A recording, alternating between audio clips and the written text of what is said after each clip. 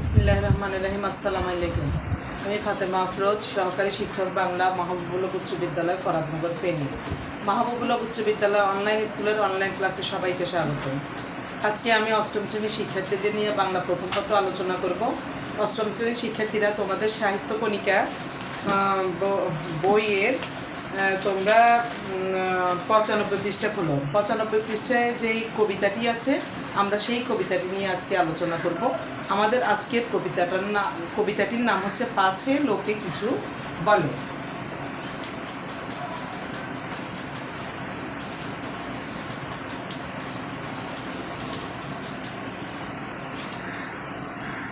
তাহলে কবিতাটির নাম তোমরা দেখতে পেলে, পাছে লোকে কিছু বলে। কবিতাটি লিখেছে কামিনী রায়।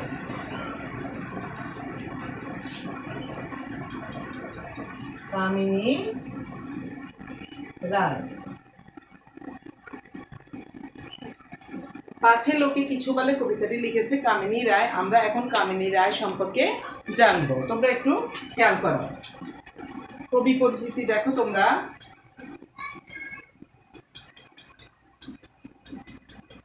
কামিনী রায় কত সালে জন্মগ্রহণ করে আমরা জানবো। কামিনী রায় বরিশালের বাসন্ডা গ্রামে 1864 সালে জন্মগ্রহণ করে। 1864 সালে বরিশালের বাসন্ডা গ্রামে জন্মগ্রহণ করেন। 1886 সালে কলকাতা বেথুন কলেজ থেকে তিনি সংস্কৃতে অনার্স সহ বিএ পাস করেন। তাহলে তিনি বিএ পাস করেন কত সালে? 1886 সালে। কোন জায়গা থেকে? কলকাতা বেথুন কলেজ থেকে। কলকাতা বেথুন কলেজ থেকে তিনি 1886 সালে সংস্কৃতে অনার্স সহ বিএ পাস করেন। সংস্কৃতে অনার্স সহ বিএ পাস করেন। কেমন? এবং তিনি কি করেন? সেই কলেজেই অধ্যাপনায় নিযুক্ত হন। যে কলেজ থেকে তিনি সংস্কৃতে অনার্স পাস করেন, সেই কলেজ থেকেই তিনি অধ্যাপনায় নিয়োজিত হন। কেমন? কামিনী রায়ের কবিতায় রবীন্দ্রনাথের প্রভাব স্পষ্ট। রবীন্দ্রনাথকে তিনি অনুসরণ করেন। তাহলে কামিনী রায় কাকে অনুসরণ করতেন? রবীন্দ্রনাথ এর প্রভাবটা ছিল কামিনী রায়ের রচনাবলীর মধ্যে। কেমন? আনন্দ, বেদনা, সহজ সরল প্রকাশে তার কবিতা তাৎপর্য অর্জন করেছে। তার লেখা ছোটদের কবিতা সংগ্রহের নাম হচ্ছে গুঞ্জন। ছোটদের জন্য তিনি লিখেছেন কি? গুঞ্জন।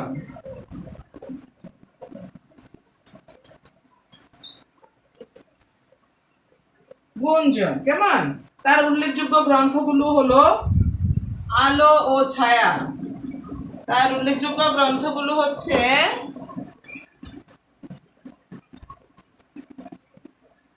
আলো ও ছায়া। এছাড়াও আছে দেখো মাল্য ও নিমাল্য। মাল্য ও নিমাল্য। কেমন? কলকাতা বিশ্ববিদ্যালয় তাকে জগদুত্তারিণী স্বর্ণপদকে ভূষিত করেন। তাহলে কলকাতা বিশ্ববিদ্যালয় তাকে তার রচনার স্বীকৃতি স্বরূপ কি দিয়েছেন? তার রচনার স্বীকৃতি স্বরূপ জগদুত্তারিণী স্বর্ণ পদকে ভূষিত করেছেন। আর তিনি মৃত্যুবরণ করেন 1933 সালে। তার মৃত্যু হয়েছে কত সালে? মৃত্যু 1933 সালে তিনি মৃত্যুবরণ করেন। কেমন? তাহলে দেখো আমরা কামিনী রায় সম্পর্কে জানতে পারলাম। আমরা জানতে পারলাম যে কামিনী রায় 1864 সালে বরিশালে পাষণ্ডা গ্রামে জন্মগ্রহণ করেন এবং 1886 সালে তিনি সংস্কৃতিতে অনার্স সহ বিএ পাশ করেন। কোন জায়গা থেকে? কলকাতা বেথুন কলেজ থেকে। এবং পাশ করার পর তিনি সেখানে অধ্যাপনায় নিয়োজিত ছিলেন।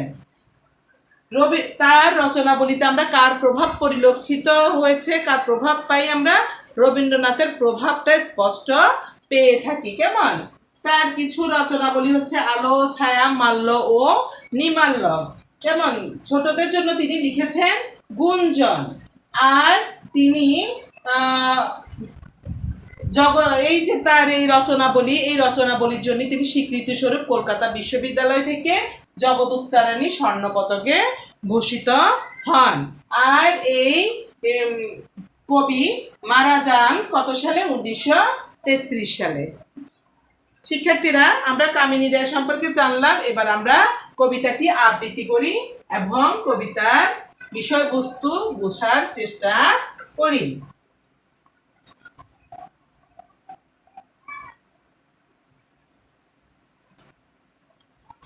তোমরা সবাই বইটা নিয়েছো তো?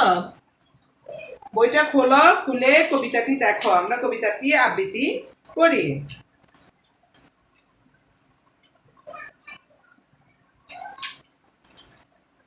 পাছে লোকে কিছু বলে। পাছে মানে কি? আমার পাশে থেকে লোকে কিছু বলে। লিখেছেন কামিনী রায়।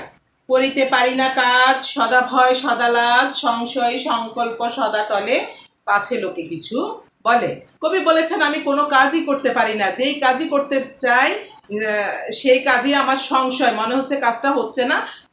আমার পাশ থেকে কোনো একটা লোক খারাপ কিছু বলছে। কেমন?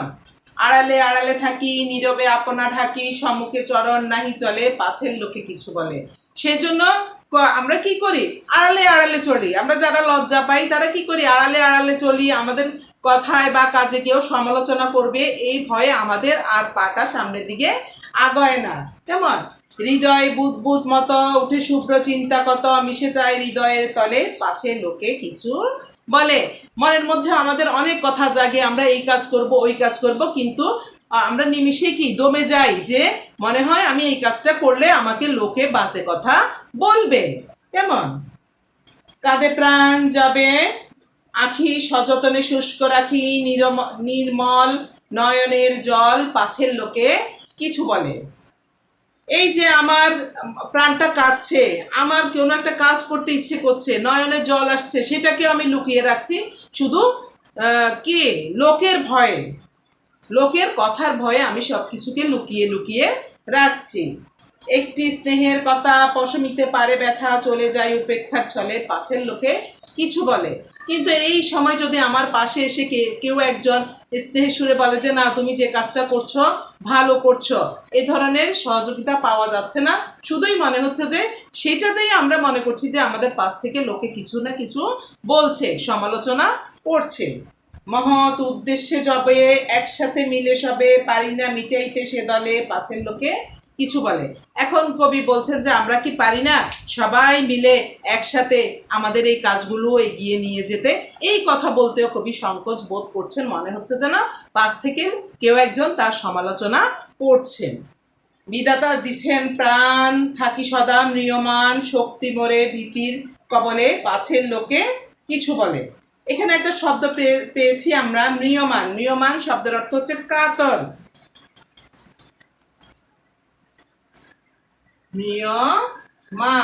ম্রিয়মান শব্দের অর্থ হচ্ছে কাতর। তাহলে আমরা কি লাইনগুলো কি পেয়েছি?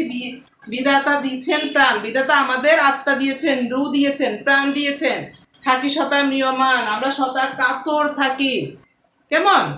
শক্তি মরে ভীতির কবলে, পাছের লোকে কিছু বলে। আমার যে শক্তি আছে সেই শক্তিটা মরে যায় ভয়ের কারণে, পাছের লোকের কথার কারণে আমার যে শক্তি আছে সেই শক্তিটাও ধ্বংস হয়ে যাচ্ছে। তাহলে শিক্ষার্থীরা, কবি এখানে কি বলেছেন? কবি এখানে কিছু মানুষের কথা বলেছেন যারা সামনের দিকে এগুতে পারে না। তাদের কাছে মনে হচ্ছে যে তারা সামনের দিকে এগুলোই পাশ পাশ থেকে লোকজন তাকে সমালোচনা করছে, তাকে বলছে যে এই কি কাজ করছে, এ তো সঠিক কাজ করছে না, এই কাজ ভুল কাজ। এই যে মানুষের সমালোচনার ভয়ে আমাদের সমাজের অধিকাংশ মানুষ সামনের দিকে আগাতে পারে না। লেখিকা সেই কথাই এখানে বলেছেন। কেমন? এখন দেখো এখানে আমরা একটা শব্দ পেয়েছি সদা। সদা শব্দের অর্থ কি? সব সময়। তারপরে আমরা আরেকটা শব্দ পেয়েছি সংশয়। সংশয় শব্দের অর্থ সন্দেহ। সংকল্প। সংকল্প একটা শব্দ পেয়েছি কবিতার মধ্যে। সংকল্প শব্দের অর্থ মনের দৃঢ় ইচ্ছা। মনের দৃঢ় ইচ্ছা। কেমন? একটা শব্দ পেয়েছি ছল। ছল শব্দের অর্থ ছুতা। ছল শব্দের অর্থ ছুতা। একটা শব্দ পেয়েছি যবে। যবে শব্দের অর্থ যখন। কেমন? তাহলে দেখো এখানে আমরা নতুন কিছু শব্দ পেয়েছি। আমরা একটা শব্দ পেয়েছি যবে। যবে শব্দের অর্থ যখন। নিয়মান। নিয়মান শব্দের অর্থ কাতর। সদা। সদা শব্দের অর্থ সব সময়। সংশয়। সংশয় শব্দের অর্থ সন্দেহ। সংকল্প। সংকল্প হচ্ছে মনের দৃঢ় ইচ্ছা। আরেকটা শব্দ পেয়েছি ছল। ছল শব্দের অর্থ ছুতা। কেমন? ওজল উসুল্লা। কেমন শিক্ষার্থীরা? তাহলে দেখো পাঠ পরিচিতিটা দেখো তোমরা। এখানে কি বলা হয়েছে? কোনো কাজ করতে গেলে কেউ কেউ অনেক সময় কি হয়? দ্বিধাগ্রস্ত হয়। কে কি মনে করবে, কে কি সমালোচনা করবে, এই কথা ভেবে তারা বসে থাকে। এর ফলে কাজ আর এগোয় না। যারা সমাজের অবদান রাখতে চায় তাদের দ্বিধা করলে চলবে না। দৃঢ় মনোবল নিয়ে লোক লজ্জাও সমালোচনা করে সমালোচনাকে কি করতে হবে? উপেক্ষা করতে হবে। মানুষের কল্যাণে মহৎ কাজ করতে হলে ভয় ভীতি সংকোচ উপেক্ষা করে সামনে এগিয়ে যেতে হবে। তাহলে দেখো লেখিকা কিন্তু আমাদেরকে সামনে এগিয়ে যাওয়ার অনুপ্রেরণা জাগিয়েছে যে সামনের দিকে আমরা এগিয়ে যাব, কিন্তু আমরা লোকজনকে ভয় পাবো না, লোকজনকে লজ্জা পাবো না। আর যদি লোক লজ্জার ভয়ে আমরা ঘরে বসে থাকি, আমাদের আর কোনো কাজ করা হবে না, সমাজের উন্নতি করা হবে না, নিজেদের ঘরের মধ্যেই আবদ্ধ করে রাখতে হবে। কেমন? এখন দেখো মহৎ কাজ সম্পাদনে কোনটি উপেক্ষা করা অনুচিত? মহৎ কাজ করতে হলে আমাদেরকে কোনটাকে উপেক্ষা করা অনুচিত? সংকোচ, সংশয়, সংকল্প, বাধা। সংশয়। কেমন? আচ্ছা, পাছের লোক কিছু বলে কবিতাটি পাঠকের মধ্যে কোন ধরনের অনুপ্রেরণা সৃষ্টিতে গুরুত্বপূর্ণ ভূমিকা পালন করেছে? ভয়হীনতা, পরোপকারিতা, সাহসিকতা, সংকোচহীনতা। আমাদেরকে অনুপ্রাণিত করেছে কি? সাহসিকতা। আমাদেরকে সাহসী হতে হবে। আচ্ছা, এখানে একটা সৃজনশীল প্রশ্ন দেওয়া আছে পেছনে, তোমরা দেখো।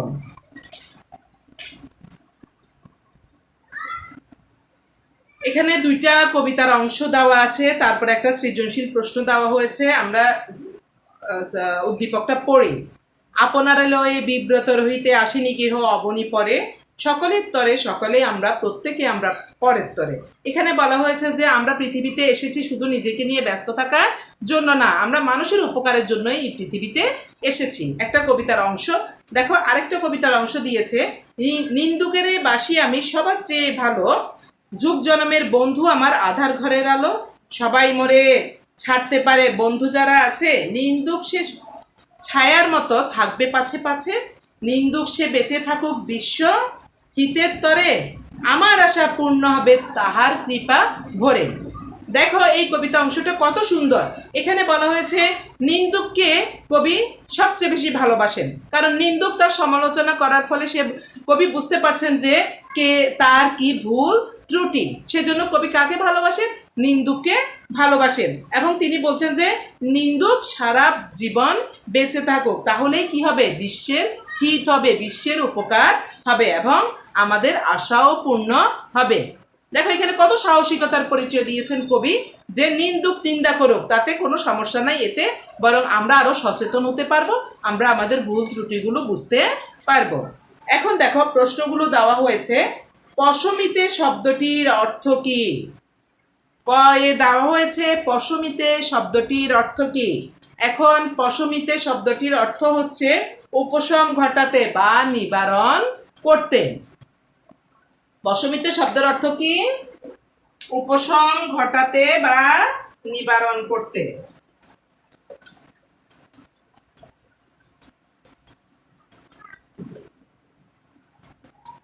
আমাদের ক ক বলেছে পশমিতে শব্দের অর্থ কি? তাহলে পশমিতে শব্দের অর্থ হচ্ছে উপশম বা নিবারণ। তাহলে আমরা কয়ের উত্তর দিতে পারি যে পশমিতে শব্দের অর্থ হলো উপশম ঘটাতে বা নিবারণ করতে। হয় বলা হয়েছে সংশয়ে সংকল্প সদা টলে। উক্তিটি ব্যাখ্যা করো। যে একটা লাইন দেওয়া আছে এটা ব্যাখ্যা করো। সংশয়ে সংকল্প সদা টলে অর্থ হচ্ছে মনের দৃঢ় ইচ্ছা পূরণ করায় বাধা তৈরি হয়। এখানে আমরা কি বলবো, কিভাবে ব্যাখ্যা করব? আমরা বলবো যে সংশয়ে সংকল্প সদা টলে, আমরা যখন কোনো একটা ভালো কাজে এগিয়ে যাই তখন আমাদের কাছে মনে হচ্ছে যে পাছের লোক আমাদেরকে খারাপ বলছে, আমরা কি করতে পারি না, সামনের দিকে এগিয়ে যেতে পারি না। সংশয়ে আমাদের কি হচ্ছে, পাটা পেছনের দিকে চলে আসছে, আমরা সামনের দিকে আর এগোতে পারি না। তাহলে আমাদের এই সংশয়টাকে কি করতে হবে, পরিহার করে সামনের দিকে এগিয়ে যেতে হবে। তারপরে দেখো উদ্দীপকের প্রথম অংশের বক্তব্য পাছের লোকে কিছু বলে কবিতার কোন স্তবকের বিপরীত ভাব ধারণ করেছে? এখন কি বলেছে, আপনারে লয়ে বিব্রত রহিতে আসেনি কেহ অবনি পরে, সকলের তরে সকলে আমরা, প্রত্যেকে আমরা পরের তরে। দেখো কি সুন্দর কথা বলেছে। আর এখানে বলেছে করিতে পারি না কাজ সদাবয় সদালাজ, সংশয় সংকল্প সদা টলে পাছের লোকে কিছু বলে। কবিতার তালে বিপরীত ভাবটা ধারণ করেছে এই লাইনগুলো। এখানে বলা হয়েছে যে আপনারে লয়ে বিব্রত রহিতে আসেনি কেউ অবনীতরে। আমাদের উদ্দীপকে বলা হয়েছে যে আমরা কেউ পৃথিবীতে আমাদের নিজেদেরকে নিয়ে ব্যস্ত থাকার জন্য আসি নাই, আমরা এসেছি মানুষের উপকারের জন্য, দেশের উপকারের জন্য, দশের উপকারের জন্য। আমরা একজন আরেকজনের বিপদে কাজে এগিয়ে যাব, ঝাঁপিয়ে পড়ব, মৃত্যু ভয় করব না, এইটা বলা হয়েছে আমার উদ্দীপকে। আর আমার কবিতায় বলা হয়েছে যে আমরা যখনই কোনো কাজ করতে যাই তখনই সংশয়ে আমাদের কি আমাদের আমরা ঢলে পড়ি, সংশয় আমাদের যে সংকল্প করি, মনে যে দৃঢ় ইচ্ছা পোষণ করি, সেটা আর আমরা মেটাতে পারি না। কেমন? আর আমাদের লাস্টের প্রশ্নটা কি বলেছে দেখো, লাস্টের প্রশ্নটা বলেছে উদ্দীপকের দ্বিতীয় অংশে নিন্দুক ও পাছের লোকে কিছু বলে কবিতা, নিন্দুকের তুলনামূলক আলোচনা করো। এখন দেখো আমাদের কবিতায় যে পাছের লোকের কথা বলা হয়েছে, সেই পাছের লোকের ভয়ে আমরা কি থাকি, সবসময় কম্পিত থাকি, সবসময় ভীত থাকি, সবসময় পেছনে চলে আসি, আমরা সামনের দিকে আর এগুতে পারি না। আমাদের কবিতাতে সেটাই বলা হয়েছে যে আমরা সামনে এগোতে পারি না, আমরা কারো উপকার করতে পারি না, সমাজের উপকার করতে পারি না, আমরা ঘরের কোণে পড়ে থাকি, শুধু মানুষের লোক লজ্জার ভয়ে, লোকে কি বলবে সেই ভয়ে আমরা নিজেদেরকে আবদ্ধ করে রাখি ঘরের কোণায়। আর আমাদের উদ্দীপকে বলা হয়েছে যে আমরা কি করব, নিন্দুককে কবি কি খুব ভালোবাসেন, নিন্দুকের নিন্দার ফলে কবি আরো কি করছেন, উৎসাহিত হচ্ছেন। এতে কবি তার ভুল ত্রুটিগুলো বুঝতে পারছেন, তিনি কি খারাপ কাজ করছেন সেটা বুঝতে পেরে তিনি সেটাকে সংশোধন করে সমাজের জন্য, দেশের জন্য, সমাজের লোকের জন্য কাজ করতে পারছেন। নিন্দুককে কবি তার একটা প্রধান অস্ত্র হিসেবে ব্যবহার করেছেন, যে নিন্দুক থাকার ফলেই তিনি বিশ্বজনের হিত করতে পারছেন, উপকার করতে পারছেন। তাহলে দেখো এই পার্থক্যটাই আমরা দেখতে পাচ্ছি কবিতার মধ্যে, দেখতে পাচ্ছি যে কবি বলছেন যে পাছের লোকের ভয়ে কবি ঘরে আবদ্ধ হয়ে আছেন। আর আমাদের উদ্দীপকের কবিতায় পাছের লোকের ভয়ে কবি নিজেকে আবদ্ধ না করে বরং আরো কি হচ্ছেন, উৎসাহিত হচ্ছেন, অনুপ্রাণিত হচ্ছেন। নিন্দুকের নিন্দার ফলে তিনি বুঝতে পারছেন কোনটা ঠিক কোনটা ব্যাঠিক, এবং তিনি ঠিকটাকে ধরে সামনের দিকে এগিয়ে যেতে পারছেন। শিক্ষার্থীরা, তাহলে আমরা আজকে একটা কবিতা শিখলাম। আমাদের কবিতাটির নাম হচ্ছে পাছের লোকে কিছু বলে। তোমরা বাড়িতে আরেকবার দেখে নিবে, ইনশাআল্লাহ তোমরা কবিতাটা ভালোভাবে বুঝতে পারবে। আর একবার যদি পড়ে নাও তাহলে এখান থেকে যে কোনো প্রশ্ন আসলেই তোমরা উত্তর দিতে পারবে। আজকে এই পর্যন্তই। আল্লাহ হাফেজ।